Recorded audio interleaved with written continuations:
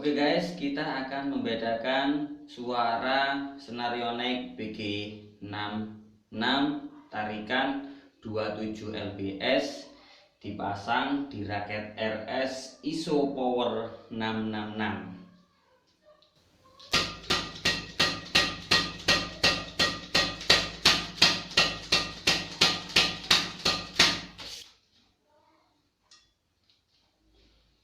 Selanjutnya sekarang adalah Senarionex BG6 dipasang di raket Flex Power Nexus SOS.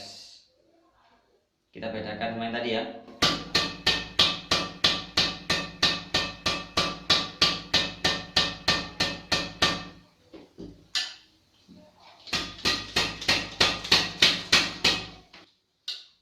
Hampir mirip, berarti kita bisa tarik kesimpulan bahwa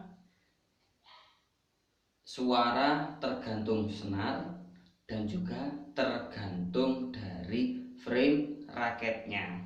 Kita lihat agak mirip, biasanya paling nyaring adalah miliknya BG66, tapi dengan BG6 untuk raket ini hampir sama. Terima kasih, jangan lupa like, subscribe, dan nyalakan loncengnya, bisa di share juga.